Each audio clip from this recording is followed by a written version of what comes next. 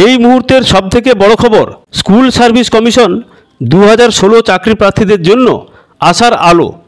Supreme কোর্টের নির্দেশ মেনে পশ্চিমবঙ্গ স্কুল সার্ভিস কমিশন নতুন নিয়োগের বিজ্ঞপ্তি প্রকাশের চূড়ান্ত পর্যায়ে রয়েছে।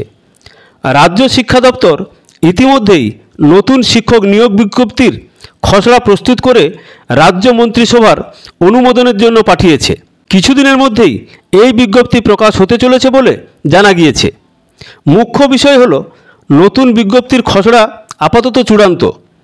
রাজ্য শিক্ষা দপ্তর নতুন নিয়োগ বিজ্ঞপ্তির খসড়া তৈরি করে ফেলেছে। বিভিন্ন জেলা থেকে শিক্ষক ও শিক্ষাকর্মীদের চূড়ান্ত তালিকা শিক্ষা দপ্তরে জমা পড়েছে। বেশিরভাগ জেলা থেকে তালিকা এসে গেলেও কয়েকটি জেলার তালিকা আসা এখনও বাকি। এই তালিকা সম্পূর্ণ হলেই স্কুল সার্ভিস কমিশন বিজ্ঞপ্তি প্রকাশ করবে এবং আশা করা হচ্ছে সুপ্রিম কোর্টের গাইডলাইন মেনে তা 31শে মের আগেই হয়তো করা হতে পারে। সুপ্রিম কোর্টের নির্দেশ অনুযায়ী অযোগ্য বা টেইন্টেড হিসাবে চিহ্নিত নন এমন শিক্ষক শিক্ষিকাদের চাকরি 31শে ডিসেম্বর 2025 পর্যন্ত সুরক্ষিত থাকবে। এর পাশাপাশি 31শে মে 2025-এর মধ্যে নতুন নিয়োগ প্রক্রিয়ার জন্য বিজ্ঞাপন প্রকাশ করতে হবে এবং 31শে ডিসেম্বর 2025-এর মধ্যে সম্পূর্ণ নিয়োগ প্রক্রিয়া শেষ করার নির্দেশ দেওয়া হয়েছে।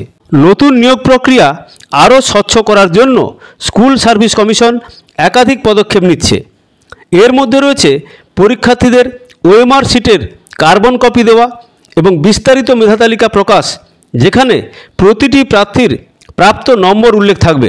অন্যদিকে স্কুল সার্ভিস কমিশন 2016 মামলার রিভিউ পিটিশন নিয়েও আলোচনা চলছে।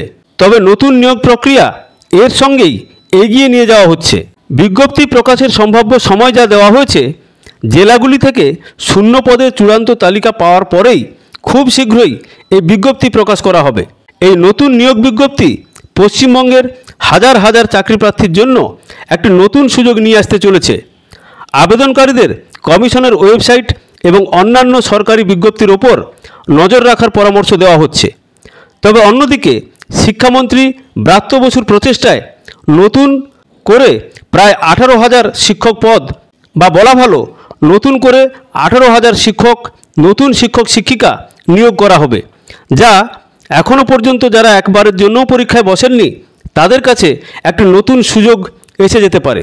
ফলে অবশ্যই সরকারি ওয়েবসাইটের দিকে নজর থাকবে। ভালো থাকবেন। ভালো লাগলে চ্যানেলটিকে লাইক, সাবস্ক্রাইব, কমেন্ট করবেন। ধন্যবাদ। নমস্কার।